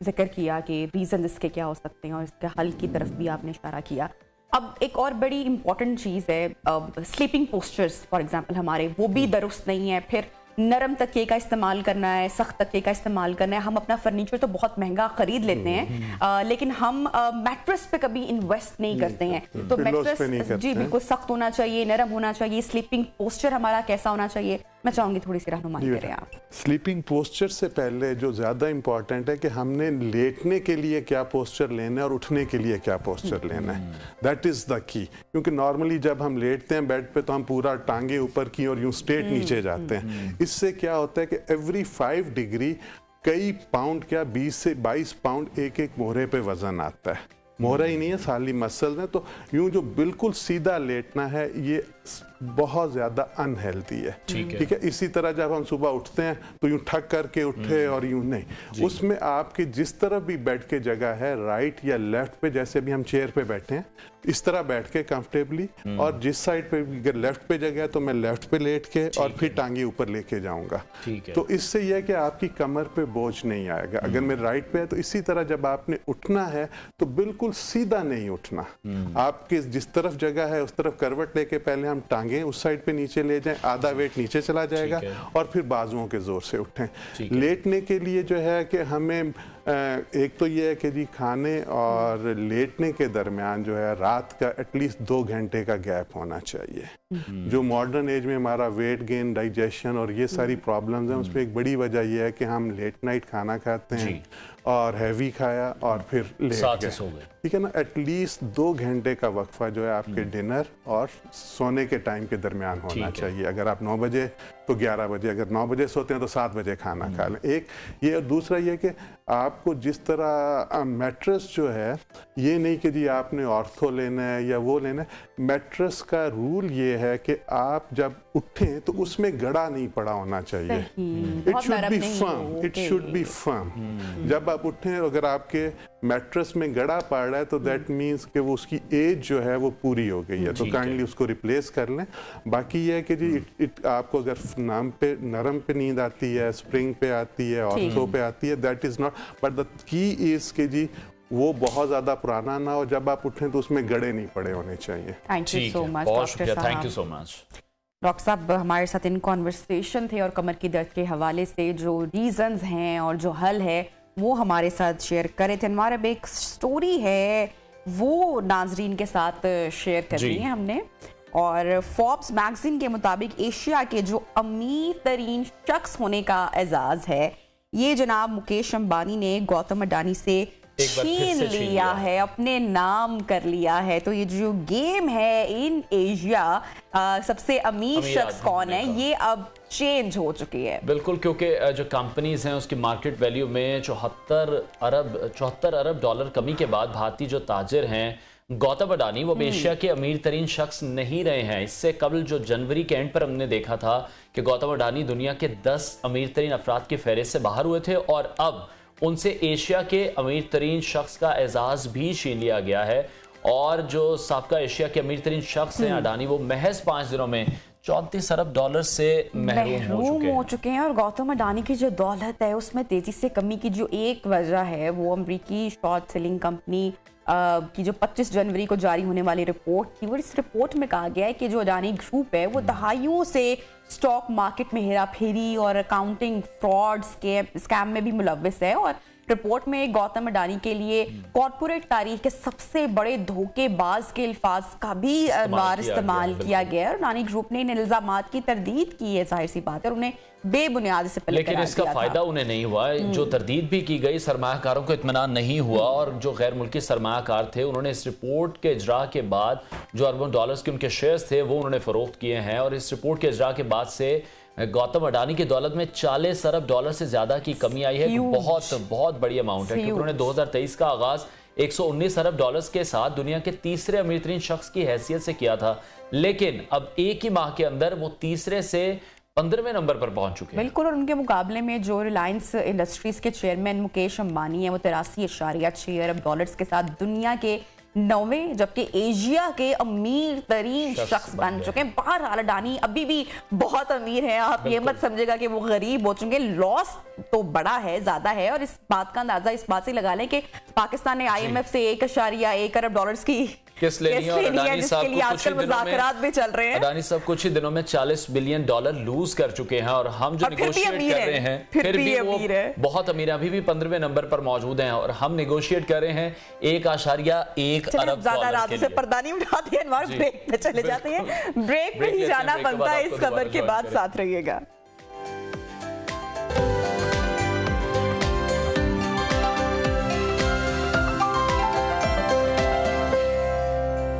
वेलकम बैक। अब कुछ बात करेंगे पाकिस्तानी क्रिकेट और पाकिस्तानी क्रिकेट बोर्ड में चलते कुछ मामलात से मुतालिक, जहां नजम सेठी साहब पाकिस्तान क्रिकेट के मामलात चला रहे हैं और लगता यह है कि इस वक्त बोर्ड में मिशन इम्पॉसिबल चल रहा है, क्योंकि कोच सकलैन मुश्ताक को हटाकर मिकी आर्थर को पाकिस्तान टीम में शामिल करने के लिए एक नया ओहदा तख्लीक किया गया है। और अब ये पहली दफा आई थिंक हो रहा है शायद हिस्ट्री में कि अब जो मिकी आर्थर हैं वो ऑनलाइन कोचिंग करेंगे। अनवार, इससे पहले आकिब जावेद साहब ने बिल्कुल ठीक कहा था कि हमने ऑनलाइन शॉपिंग का तो सुना था, लेकिन जो ऑनलाइन कोचिंग है ये कहां से आ गई है?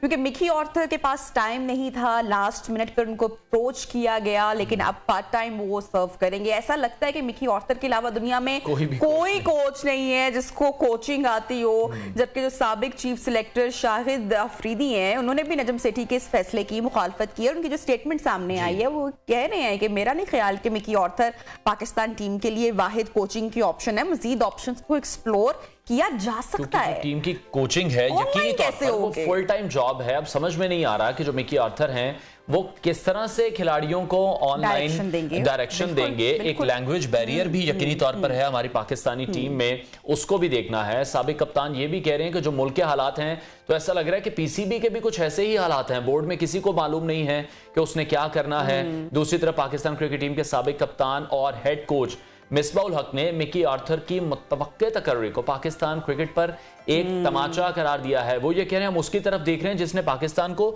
सेकंड ऑप्शन के तौर पर रखा हुआ था, क्योंकि जब पहले भी इन्हें ऑफर की गई थी तो उन्होंने मना कर दिया था। इस पर मिसबाउल हक कह रहे हैं कि वो इसका रिस्पॉन्सिबल अपने ही सिस्टम को करार दे रहे हैं जो कि काफी कमजोर। बिल्कुल, काफी तनकीद हो रही है इस फैसले पर। मिसबाउल हक ने मजीद कहा है कि हम high profile full time coach तलाश करने के काबिल नहीं है, तो ये एक शर्मनाक बात है। बेहतरीन कोचेज आना चाहते हैं, हमें खुद को इल्जाम देना होगा कि हमने अपनों को इज्जत नहीं दी, ना क्रेडिट दिया, और हमने अपने जो लोग हैं उनका हमने इमेज भी खराब किया। और इससे पहले पाकिस्तान बोर्ड ने जो टीम के साबिक हेड कोच मिकी ऑर्थर को दोबारा टीम का हेड कोच बनने की पेशकश की थी, ताहम उन्होंने अपनी इंग्लिश काउंटी डर्बी शाई के साथ अपनी मसरूफियात के बाइस फुल टाइम जॉब से इनकार कर दिया, जिसके बाद पीसीबी ने उन्हें बोर्ड मिलाने के लिए डायरेक्टर का नया ओहदा मुतारिफ कराते हुए मिकी ऑर्थर को कौमी टीम का डायरेक्टर मुकर्रर करने का नया फैसला भी किया। बिल्कुल, क्योंकि लेकिन इससे पहले भी हम देख चुके हैं कि पहले भी मिकी ऑर्थर का जो मुआहदा था वो वक्त से पहले खत्म किया गया था। इसके अलावा 2013 से 2016 तक वो ऑस्ट्रेलिया की कोचिंग करते रहे, लेकिन इस दौरान भी ऑस्ट्रेलियन खिलाड़ियों के साथ उनके जो इख्तलाफात थे इस कदर शदीद हो गए थे कि कुछ खिलाड़ियों ने तो खेलने से ही इनकार कर दिया था। लेकिन अच्छी खबर जो है पाकिस्तानी अवाम के लिए, पाकिस्तानी क्रिकेट के लिए, पाकिस्तानी स्टार्स के लिए कि पीएसएल शुरू होने जा रहा है। पाकिस्तान सुपर लीग अपनी पूरी आबोताब के साथ शुरू होने जा रहा है। कौम हमेशा ही इस इवेंट को लेकर काफी पुरजोश दिखाई देती है, और खास तौर पर अभी जो नजरें हैं लाहौर कलंदर्स पर हैं कि वो अपने एजाज का दिफा कर पाते हैं, नहीं कर पाते हैं। 13 फरवरी को पीएसएल का जो पहला मैच है मुल्तान सुल्तान्स और लाहौर कलंदर्स के दरमियान, लास्ट टाइम बड़ा अपसेट कर दिया था लाहौर कलंदर्स ने, जनाब छा गए थे पीएसएल में, तो इस बार भी इंटरेस्टिंग क्रिकेट देखने को मिलेगी होपफुली। बहरहाल बात करते हैं सलमान बट, पाकिस्तान के नामवर क्रिकेटर, साबिक कप्तान पाकिस्तान क्रिकेट टीम के हमारे साथ इस वक्त मौजूद हैं। Salman, thank you so much. तो एक तो ये जो अहम फैसला किया गया है बोर्ड की जानिब से, नजम सेठी की जानिब से, पीएसएल के जानिब भी बढ़ेंगे, लेकिन मैं इस पर पहले आपका कमेंट लेना चाहूंगी कि मिकी ऑर्थर को जो पार्ट टाइम जॉब ऑफर की गई है कोचिंग के लिए, आपका क्या इस पर स्टांस है? अस्सलाम वालेकुम, good morning and thank you. I think कि ये बहुत एक अनप्रेसिडेंटेड सी चीज़ है कि एक आप ऑनलाइन टीम डायरेक्टर बन जाएं। Firstly it's not a coach, वो अपनी एक टीम, आई थिंक जो मुझे इसकी अंडरस्टैंडिंग है कि वो लाएंगे, which again will report to him and he will take a decision. और ये प्रैक्टिकली पॉसिबल नहीं है कि आप एक जगह प्रेजेंट ही ना हो और वहां के सारे मेजर डिसीजंस आप कर रहे हो, आप विजिबली आप को पता ही ना हो कि ऑन ग्राउंड वहां पर क्या हो रहा है। और in a game, in a pressure situation, let's say एक वर्ल्ड कप है, उसमें पाकिस्तान इंडिया का इंपॉर्टेंट गेम है, पाकिस्तान किसी नॉकआउट स्टेज पे पहुंच जाता है, team director is not available to be with the team या हेड कोच या व्हाटएवर ऑनलाइन जो भी वो हो, तो ये प्रैक्टिकली पॉसिबल नहीं है। फिर जिस तरह आपने कहा पहले कि लैंग्वेज का बैरियर है, दैट इज अनदर इशू। और फिर बाकी भी जो वो टीम आती है वो भी उनकी तरफ से आएगी। So a person sending all the directions और उनके साथ सारे बंदे अपने लगाकर वो खुद है ही नहीं, तो definitely this is something unprecedented और ये आइडियल नहीं है किसी तरह से भी। लेकिन सलमान, आप क्या समझ रहे हैं, हमारे पास कोई कोच नहीं है, दुनिया में मजीद कोचेस नहीं है, कोई ऑप्शन ही नहीं है, इस तरह के ऑप्शन पर क्यों जा रहे हैं जो कि बिल्कुल भी समझ से बालातर है? शाहिद आफरीदी मुखालफत कर रहे हैं, आकिब जावेद मुखालफत कर रहे हैं, मिसबाह उल हक की स्टेटमेंट सामने आई है, विद इन द बोर्ड भी चीजें जो हैं वो अगेंस्ट हैं इस डिसीजन के। देखिए, बात यह है कि कोई भी इसको बैक नहीं करेगा इस डिसीजन को। मेरा ख्याल में कि सबने अपने अपने तरीके से इसको यही कहा है कि ये नहीं इस तरह होना चाहिए, ये कोई आखिरी कोच नहीं बचा दुनिया में और बड़े बड़े अच्छे कोचेस पाकिस्तान के अंदर भी अवेलेबल हैं। इट्स एवेल्युएट करना चाहिए एक बंदे को, उससे बात करें, अपना टारगेट दें, उससे प्रेजेंटेशन लें, देन इफ यू थिंक कि वो अप्रोप्रिएट है और आप चलाएं। वरना ऐसा तो नहीं है कि दुनिया में लोग खत्म हो गए हैं या पाकिस्तान में कोई कैपेबल लोग नहीं है। ये तो 100% मैं इस बात से एग्री करता हूँ कि पाकिस्तान में भी बड़े कैपेबल लोग हैं, but again it is about the system, trusting someone. और अगर हम इतना ही मतलब हर चीज उनके हाथ में दे रहे हैं, कल को वो हर चीज वो कहेंगे बाहर से ले आओ, तो हम किस टाइम पे, when will we grow up? अगर लेट्स से कि अगर हम में कोई कमी है भी और हमने अपने लोगों को कभी तैयार करना है, तो वो कब शुरू होगा अगर यही चलता रहा? ठीक, सलमान, अब बात कर लेते हैं पीएसएल के बड़े मार्केट के हवाले से। कैसी तैयारियां आपको लग रही हैं और कौन सी टीम तगड़ी होगी इस बार? देखिए, टीमें तो तमाम अच्छी होती हैं क्योंकि कॉम्बिनेशंस बनते हैं। फ्रेंचाइज क्रिकेट के अंदर जो है on ground on the particular day जो टीम का कॉम्बिनेशन इकट्ठे चल जाता है, वो मोमेंटम पकड़ लेता है, तो फिर उन्हें रोकना मुश्किल हो जाता है। लाहौर कलंदर ऑब्वियसली जो है वो, हम लाहौर में रहते हैं, मैं वहां से खेला हूँ, सो भी हमारे उनके साथ अटैचमेंट है। हमारा दिल करता है कि लाहौर जीते, पर लाहौर को जो दो कह लीजिए कि राशिद खान और हैरी ब्रुक का जो लॉस हुआ है ना, ये जो चेंजेस आए हैं टीम के अंदर, आई थिंक वो उनका दोनों मैच विनिंग प्लेयर थे उनके, और दैट इज समथिंग जो उन्हें फुलफिल करना है अब जो है ना। और बाकी टीमें जो है वो भी स्ट्रांग है, इस दफा कराची भी बड़ी अच्छी साइड है, तो लेट्स सी, इंटरेस्टिंग होगा पीएसएल। ठीक है सलमान, पीएसएल में भी एक इशू काफी बार क्रिएट हुआ है कि जो अक्सर गैर मुल्की खिलाड़ी आते हैं, 1-2 मैचेस खेल कर चले जाते हैं, आप क्या समझते हैं इस मसले का क्या हल है? आई थिंक जो प्री टूर्नामेंट आपकी कम्युनिकेशन है उसमें एक कॉन्ट्रैक्चुअल एग्रीमेंट होता है, उसको आपने स्ट्रांग बनाना है और उसकी इम्प्लीकेशंस होनी चाहिए। लेकिन अगर प्लेयर पहले ही कह देते हैं टूर्नामेंट से कि जी एग्रीमेंट इतने मैचों का है, इसके बाद हम नहीं खेलेंगे, तो वो तो फिर प्रिंसिपली एग्रीड है। सो वी डोंट नो कि कॉन्ट्रैक्ट में एक्चुअली एग्री क्या होता है, तो अनलेस हमें पता हो इतनी बड़ी लीगल वायलेशन तो वो लोग नहीं कर सकते। अच्छा सलमान, आपको क्या लगता है, जैसे लाहौर कलंदर का आपने जिक्र किया कि उनके जो 2 मेन खिलाड़ी हैं वो मिसिंग हैं इस बार, और दोनों ही मैच विनिंग प्लेयर्स आपने बोला, कौन सी रिप्लेसमेंट होगी, अपने एजाज का दिफा कर पाएगी लाहौर कलंदर, और कौन कौन सी इसके अलावा डोमिनेंट प्लेयर्स आपको लगते हैं जो कि नुमाया कारकर्दगी दिखाएंगे इन पीएसएल? देखिए, अगर लाहौर जीतना चाहता है और सक्सेसफुल रहना चाहता है तो जो लाहौर में पाकिस्तान के लोकल प्लेयर्स हैं ना, दे आर द वंस जिन्होंने ये जो है ना परफॉर्मेंस के अंबार लगाने हैं। शाहीन है, हारिस रऊफ है, अब्दुल्ला शफीक है, कामरान गुलाम है, फखर जमान है, यही वो प्लेयर्स हैं जब लाहौर जीती थी तो यही स्टैंड आउट कर रहे थे, और इन्हीं को दोबारा स्टैंड आउट करना पड़ेगा। ओवरसीज पे वैसे भी टीम्स जो रिलाई करती हैं वो फिर जब बीच में से निकलते हैं तो टीम्स कोलैप्स करती हैं। सो आई थिंक ये अच्छा है कि टूर्नामेंट से पहले हो गया जो होना था, तो अब इनको डेफिनेटली जो है ना इनको ही ज्यादा जिम्मेदारी लेनी है। ठीक है सलमान, पिछले कुछ अरसे में जो डिपार्टमेंट क्रिकेट है वो बंद कर दी गई थी, तो फिर जितना भी टैलेंट सामने आया वो हमने देखा कि पीएसएल से ही पाकिस्तानी जो नेशनल टीम है उसको भी टैलेंट मिला। अभी जो नए प्लेयर्स हिस्सा ले रहे हैं पीएसएल में, आप क्या समझते हैं कौन से ऐसे नाम हैं जो जल्द ही हमें पाकिस्तानी टीम में भी दिखाई देंगे? देखिए, पीएसएल के अंदर एक्साइटिंग क्रिकेट होती है, लेकिन ये एक लिमिटेड फॉर्मेट है। यहाँ से सिर्फ प्लेयर T20 को फीड हो सकता है, ना टेस्ट क्रिकेट को हो सकता है, ना वनडे क्रिकेट को हो सकता है। तो जैसे आपने कहा कि डिपार्टमेंटल क्रिकेट को बहुत स्ट्रॉन्ग करने की जरूरत है, फर्स्ट क्लास क्रिकेट को स्ट्रॉन्ग करने की जरूरत है, और फिर ही आपके पास लॉन्ग टर्म प्लेयर्स आएंगे। पीएसएल से या किसी भी T20 लीग से कभी भी दुनिया में बड़े प्लेयर नहीं आए, कहीं पर भी बड़े प्लेयर नहीं आए ऐसी लीगों से। सलमान, आप मैचेस देखने जा रहे हैं, सारे मैचेस अटेंड करेंगे, फेवरेट टीम अगर मैं आपसे पूछूं आपकी कौन सी, और फेवरेट प्लेयर, देखें जवाब देना पड़ेगा आपको इस सवाल का। देखिए, फेवरेट टीम तो ऑब्वियसली लाहौर कलंदर है, इसमें तो कोई मुश्किल सवाल ही नहीं है। और दूसरी बात यह है कि हम तो उसको टेलीविजन पे कवर करेंगे, जाकर तो नहीं वहां पे देखने का मौका मिलेगा, but I will be cheering for Lahore इंशाल्लाह। ठीक हो गया, बहुत शुक्रिया सलमान भट्ट हमारे साथ इन कॉन्वर्सेशन थे, और मिकी आर्थर के मामले पर भी गुफ्तगू की कि जिस तरह से उन्हें ऑनलाइन कोच रखा गया है उस पर काफ़ी तनकीद की जा रही है, और सलमान भट्ट भी यही कह रहे हैं कि ऐसे किसी भी मामले को किसी भी जानिब से कोई सपोर्ट नहीं मिलेगी। मिसबाह उल हक भी इसके अगेंस्ट हैं, शाहिद अफरीदी की भी स्टेटमेंट सामने आई है, इस पर काफ़ी तनकीद की जा रही है कि एक लैंग्वेज बैरियर भी यकीनी तौर पर हमारी टीम में मौजूद है, उसको किस तरह से ठीक किया जाएगा। तो ऑनलाइन जो कोच हैं या ऑनलाइन डायरेक्टर हैं वो किस तरह पाकिस्तानी टीम के साथ कांटेक्ट में रहेंगे, कम्युनिकेशन प्रॉब्लम, वहाँ पर कम्युनिकेशन गैप एक डेवलप हो जाएगा। पाकिस्तान सुपर लीग शुरू होने जा रहा है, उसकी जो रनाइयाँ हैं वो शुरू होने जा रही हैं। तमाम जो टीम हैं, तमाम जो लोग हैं, पाकिस्तानी अवाम हैं, वो इस इवेंट का हमेशा से वेट करते हैं, क्योंकि पीएसएल भी अब एक बहुत बड़ा ब्रांड बन चुका है और उस पर भी काफ़ी काम किया गया है। वहाँ से पाकिस्तानी टीम को T20 क्रिकेट में ख़ासतौर पर बहुत अच्छा टैलेंट मिला है और लोग इंतज़ार कर रहे हैं शाहीन शाह अफरीदी भी वापस आएंगे पाकिस्तान सुपर लीग में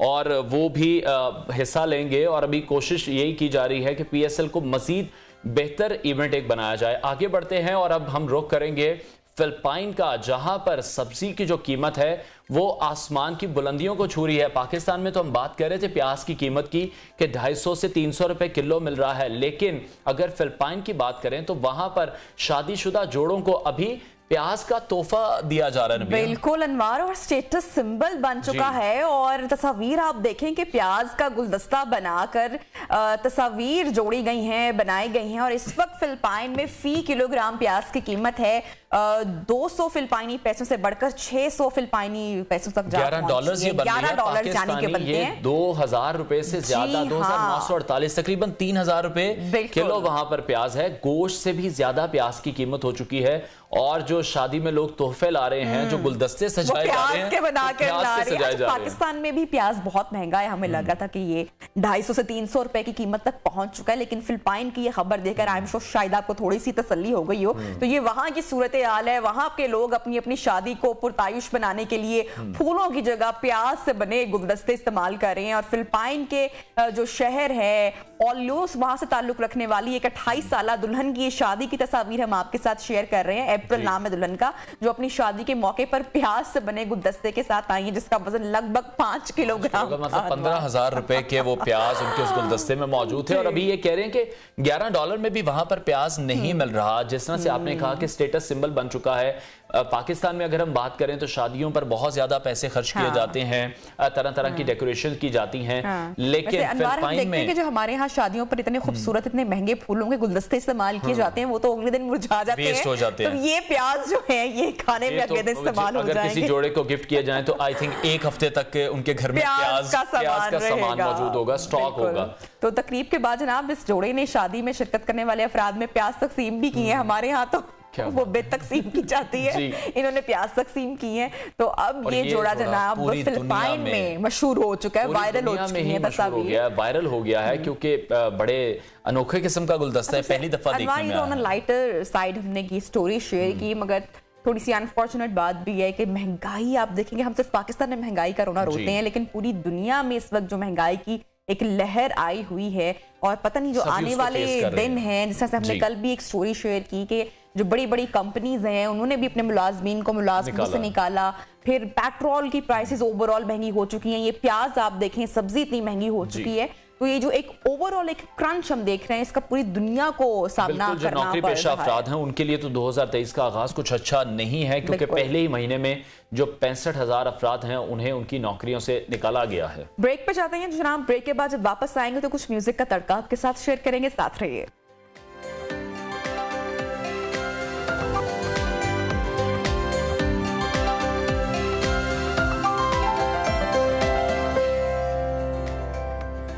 वेलकम बैक। टेक्नोलॉजी की दुनिया से खबर है, जहां टेक्नोलॉजी रोज हमें हैरान तो कर रही है, लेकिन अब ऐसा लग रहा है कि टेक्नोलॉजी हमें परेशान भी करने जा रही है। आपको कुछ तस्वीर दिखाते हैं, देखें और बताएं कि इस चेहरे में ऐसी क्या खास बात है। अगर आपको लगता है कि जो चेहरों का तज्जिया है या पढ़ने में महारत अगर आप रखते हैं, तो फिर आप ये जान लें कि जो बेशतर अफराद हैं वो हकीकी तौर पर मौजूद नहीं हैं। हकीकी चेहरों और कंप्यूटर से जो तैयार चेहरे हैं उनके दरमियान हम अब फर्क नहीं कर पा रहे। बिल्कुल, और ये आने वाले वर्षों में एक बहुत बड़ा मसला अनवार साबित होगा जो आप शेयर कर रहे हैं, क्योंकि अब कंप्यूटर सिस्टम्स ऐसे हकीकी नजर आने वाले चेहरे तैयार करें जिनका दुनिया में कोई वजूद ही नहीं है। और सोचिए कि अगर इन तस्वीर को इस्तेमाल करके कोई अपना फेसबुक अकाउंट, इंस्टाग्राम, ट्विटर या फिर कोई भी सोशल मीडिया अकाउंट बना ले और लोगों से राब्ते में आ जाए, और फिर बाद में पता चले कि हकीकत में वो तस्वीर वाला शख्स तो इस दुनिया में कहीं पर एग्जिस्ट ही नहीं करता है, तो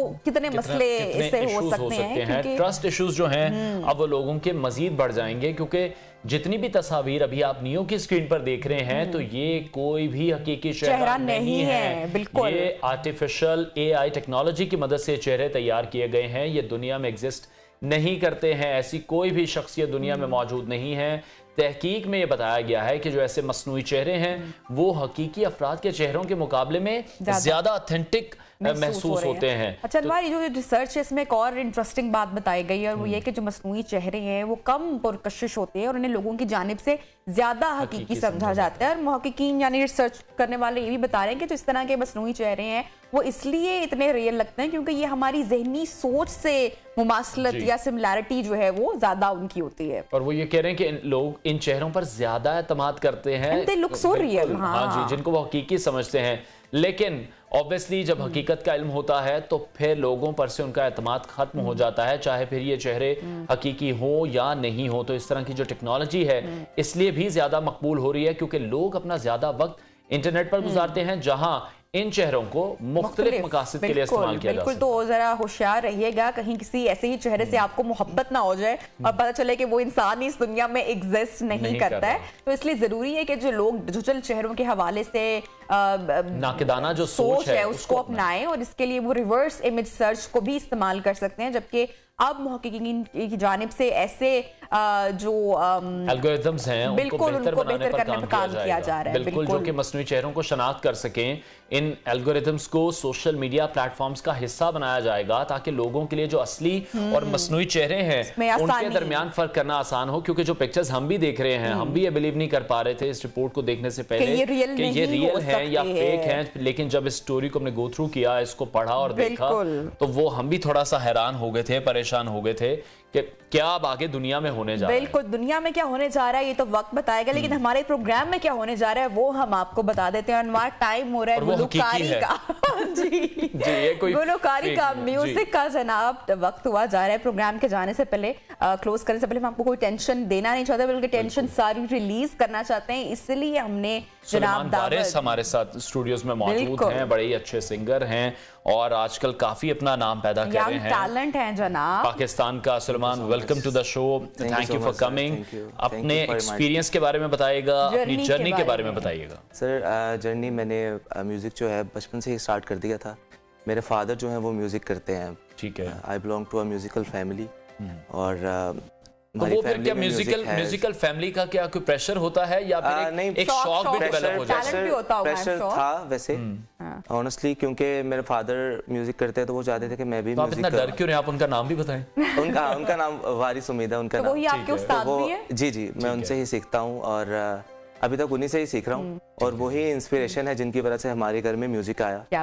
और हमने आगे, मेरी फैमिली में भी म्यूजिक है, मेरा भाई और मेरी sister. Trans in the family. तो हाँ, जो आप बता रहे थे ट्रांस इन द फैमिली, वो नजर आ रहा है कि इतनी यंग एज में भी आपकी आवाज को किस तरह से पॉलिश किया गया। तो जब फैमिली में सभी लोग एक प्रोफेशन से हों तो क्या एक कंपटीशन होता है? जैसे आपकी सिस्टर भी हैं, म्यूजिकल नाइट भी होती है शाम को फैमिली में, अपने बैठे हुए, जैसे आपकी सिस्टर हैं, पाकिस्तान में पहले जो तबला प्लेयर हैं वो हैं, तो वो कंपटीशन घर में है? नहीं, एक्चुअली कंपटीशन तो नहीं है। ठीक है। क्योंकि वो तबला कितना फेमस है, कौन कितना काम कर रहा है, बहुत वैसे ज्यादा फेमस है। ठीक है। तो मगर ये है कि हम जैमिंग इकट्ठे करते हैं अक्सर बैठकर। भाई भी है मेरा छोटा, वो भी गाता है। रियाज है उसमें कि गुलकारों को वो रियाज बहुत जरूरी होता है, तो वो डेली करना पड़ता है। जी, वो डेली करना पड़ता है, उसके बगैर वो गुजारा नहीं है। तो कितनी देर की प्रैक्टिस है? क्योंकि जो देख रहे हैं लोग, अगर कोई सिंगर बनना चाहते हैं, आसान काम नहीं है। लोगों को लगता है कि वो माइक लेंगे, अब ऑटो ट्यूनर मौजूद हैं, वो गाने गा लेंगे,